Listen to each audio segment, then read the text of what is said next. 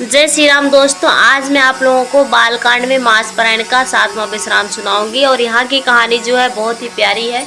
श्री रामचंद्र जी और माता सीता की कहानी है यहाँ पर, और उनके विवाह, सोचा जाए तो विवाह की अभी बात स्टार्ट ही होने वाली है। तो आप लोग पूरा वीडियो जरूर देखें, तभी आप लोग को समझ में आएगा। तो इसके पहले आप लोग चैनल पर भी जाकर देख सकते हैं, वहाँ पर मास पारायण का पहला, दूसरा, तीसरा, चौथा, पांचवा, छठवां और कुछ 7वां विश्राम भी चैनल में पड़ा हुआ है। तो आप लोग वहाँ पर जरूर देखें, तभी आप लोग वहाँ की कहानी पूरी समझ में आएगा। और मैं आप लोगों को पूरी रामायण पढ़कर सुनाऊंगी। तो चलिए पढ़ते हैं, उसके बाद आप लोगों से जरूर बात करेंगे। तो पढ़ लेते हैं। मनुज आहि रचहु मिलहि सोबारु सहज सुंदर सावरो, करुणा निधान सुजान शील स्नेह जानक रावरो। एहि भांति गौरी आशीष सुनि सिय सहित ये हरसि अली, तुलसी भवन ही पूज पुनि पुनि मुदित मन मंदिर चली। जिसमें तुम्हारा मन अनुरक्त हो गया वही स्वभाव से ही सुंदर सांवला यानी वर श्री रामचंद्र जी तुमको मिलेंगे। वह दया का खजाना और सुजान इनकी सर्वज्ञ है, तुम्हारे शील और स्नेह को जानता है। इस प्रकार श्री गौरी जी का आशीर्वाद सुनकर जानकी जी समेत सब सखियां हृदय में हर्षित हुई। तुलसीदास जी कहते हैं, भवानी जी को बार बार पूजकर सीता जी प्रसन्न मन से राजमहल को लौट चली।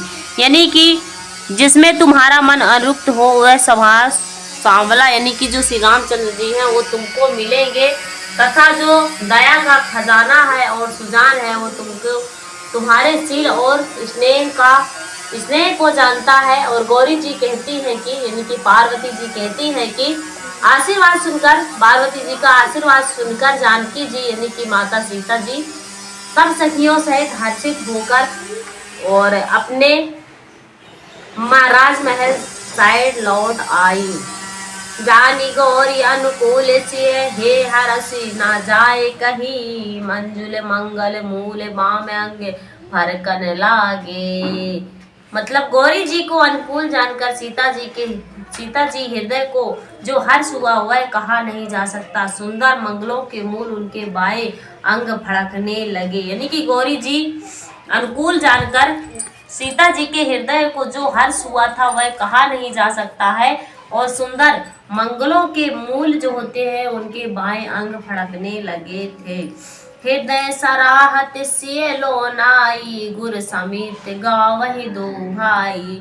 राम कहाँ सब कौशिक पाही, सरस सुभाव छुअत छल नाही। राम सिया राम सिया राम जय जय राम, राम सिया राम जय जय राम। हृदय में सीता जी के सौंदर्य की सराहना करते हुए दोनों भाई गुरु जी के पास गए।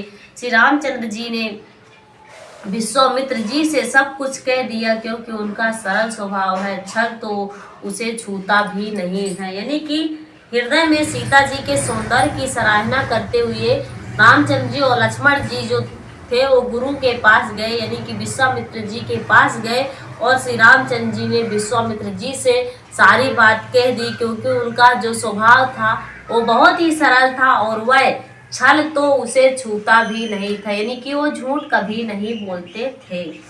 सुमन पाई मुनि पूजा कीन्हा, पुण्य आशीष दोहु भागहु दीन्हा।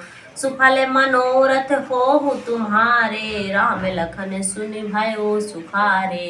राम सिया राम जय जय राम, राम सिया राम जय जय राम। फूल पाकर मुनि ने पूजा की, फिर दोनों भाइयों को आशीर्वाद दिया कि तुम्हारे मनोरथ सफल हो। यह सुनकर श्री राम लक्ष्मण सुखी हुए। मतलब बगीचे में फूल तोड़ने गए थे और फूल लेकर आए थे, और वो फूल जो है वो विश्वामित्र जी को दिए थे। और विश्वामित्र जी जो थे वो फूल पाकर मुनि ने पूजा किया, विश्वामित्र जी ने पूजा किए। फिर दोनों भाइयों को श्री रामचंद्र जी और लक्ष्मण जी को आशीर्वाद देते हैं और बोलते हैं कि तुम्हारे मनोरथ सफल हो। यह सुनकर श्री रामचंद्र जी और लक्ष्मण जी खुशी हुए। करि भोजन मुनिवर विज्ञानी, लगे कहन कछु कथा पुरानी। विगत दिवस गुरु आय सुपाई, संध्या करन चले दो भाई। राम सिया राम जय जय राम। राम सिया राम जय जय राम। श्रेष्ठ विज्ञानी मुनि विश्वामित्र जी भोजन करके कुछ प्राचीन कथाएं कहने लगे। इतने में दिन बीत गया और गुरु जी की आज्ञा पाकर दोनों भाई संध्या करने चले। यानी कि जब खाना खा रहे थे तब विश्वामित्र जो मुनि थे वो भोजन करते हुए बहुत प्राचीन कथा उनको कहने लगे और उनकी कथा कहते कहते पूरा दिन बीत गया और गुरु की आज्ञा पाकर जो दोनों भाई यानी कि राम लक्ष्मण जो थे वो संध्या करने चले। जिस शशि उरहु सुहावा, सिय सुख सरिस देख सुख पावा। बहु रही विचार कीन्ह मन माही, सिय मदन सब हिम कर नाही। राम सिया राम जय जय राम। राम सिया राम जय जय राम। उधार यानी पूर्व दिशा में सुंदर चंद्रमा उदय हुआ। श्री रामचंद्र जी ने उसे सीता के मुख के समान देखकर सुख पाया। फिर मन में विचार किया कि यह चंद्रमा सीता जी के मुख के समान नहीं है। यानी कि पूरब से जैसे ही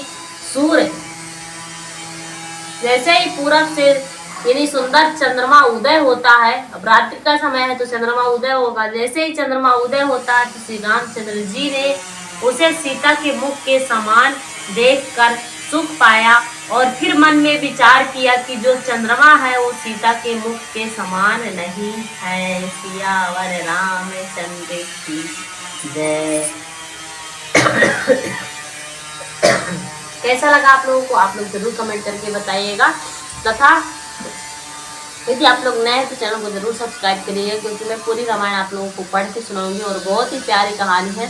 वैसे भी दिवाली आ रही है तो दिवाली के टाइम श्री रामचंद्र जी की जो हमारी कहानी है बहुत ही प्यारी चल रही है। सीता जी और राम लक्ष्मण की अभी कहानी ही चल रही है, तो आप लोग जरूर सुने। पूरा वीडियो देखने के लिए आप लोग चैनल पर जाकर सब्सक्राइब करें, तभी आप लोग पूरी हमारी जो मैं आप लोगों के पास वीडियो डालूंगी, मतलब चैनल पर अपनी वीडियो डालूंगी और लाइव में भी आऊँगी तो आप लोगों के पास नोटिफिकेशन जरूर पहुँचे। तब तक के लिए आप सभी लोगों को जय श्री राम।